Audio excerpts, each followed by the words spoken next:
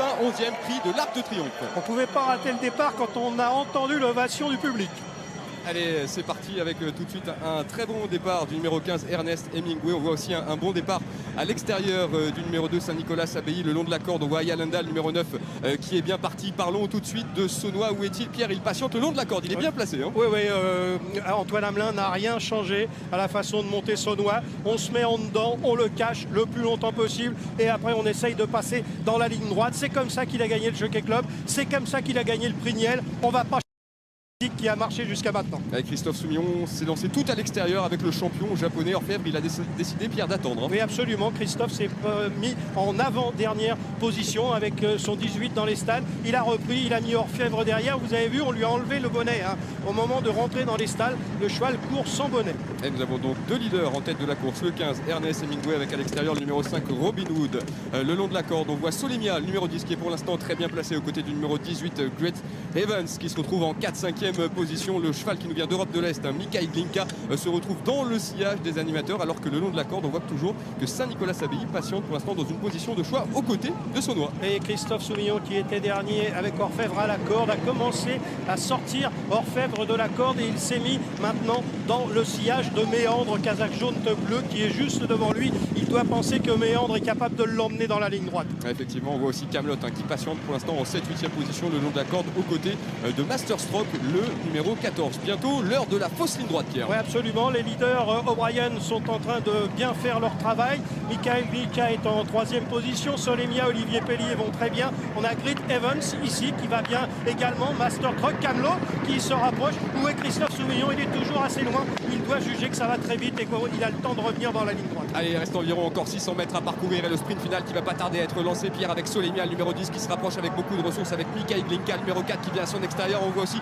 complètement en dehors le numéro 18, Great Evans, qui est maintenant lancé par son partenaire, et Masterstroke aussi, Pierre, qui vient très vite. Et Orfèvre et Christophe Soumillon qui viennent à l'extérieur en roue libre. Masterstroke vient de prendre l'avantage sur les Solemia, se défend bien, mais Orfèvre va sans doute donner son arc de triomphe au Japon avec Christophe Soumillon en selle. Orfèvre est en train de faire une véritable démonstration, même s'il a penché à droite au moment de prendre l'avantage. Attention, car Solemia se ressaisit. Attention, Christophe Soumillon, tu vas peut-être être battu, Christophe, car Olivier Pellier, formidable Olivier Pellier avec Solemia qui est venu gagner l'arc devant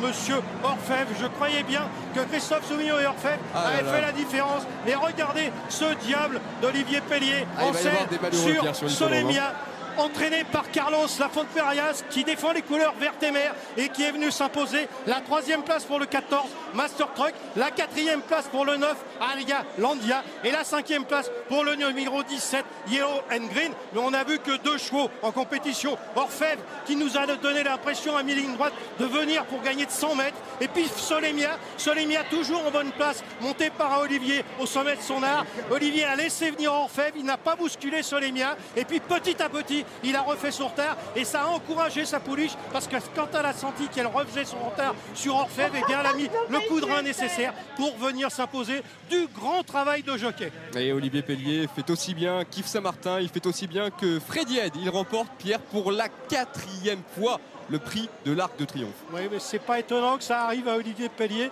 parce qu'on a toujours dit que c'était le plus grand des jockeys français actuels. Qu'on le veuille ou non, c'est un garçon qui est toujours là dans les grands rendez-vous et il a encore monté une sacrée course. Regardez, au moment où Orfèvre vient lui prendre l'avantage, on dit il va y avoir 8 longueurs à l'arrivée. Orfèvre a course gagnée et puis Solemia, eh bien, elle réalise une formidable performance car elle se défend comme une lionne dans une course où elle ne faisait pas partie des grandissimes favoris.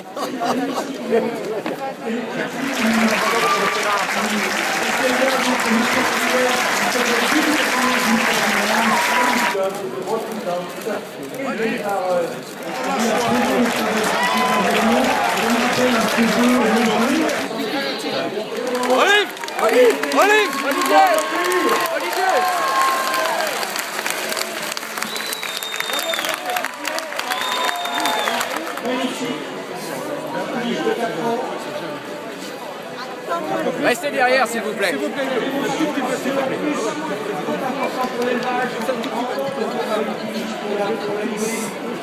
C'est bon.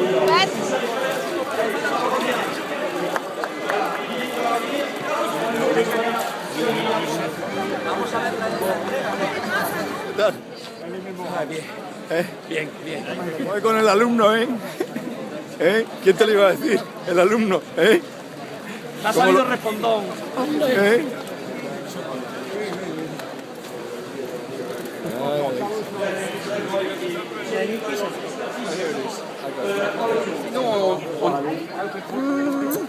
Allez, Olive. Olive. Place à la remise de prix.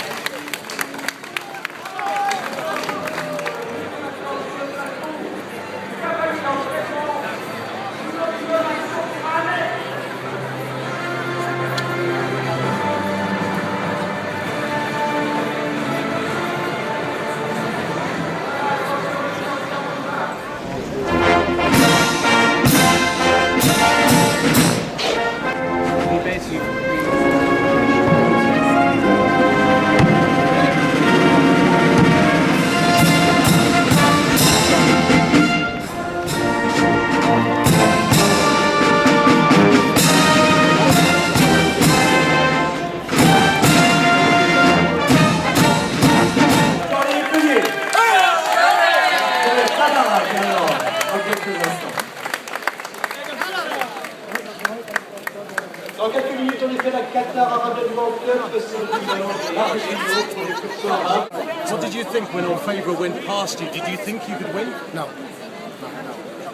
I win the second, and we're happy. And when Olivier change the whip and take the whip again, we do it behind and say,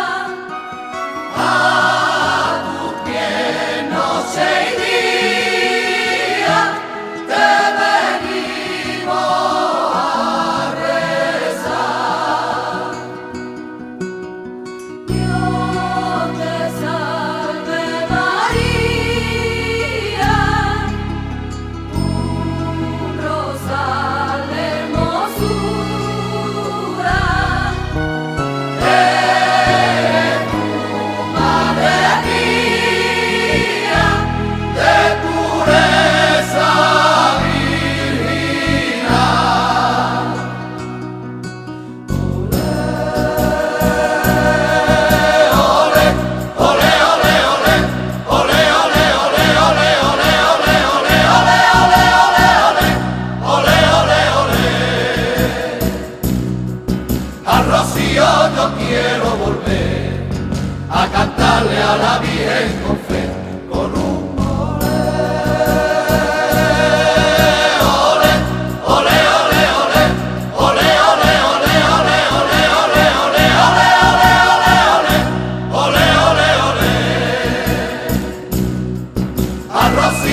yo quiero volver a cantarle a la Virgen con fe.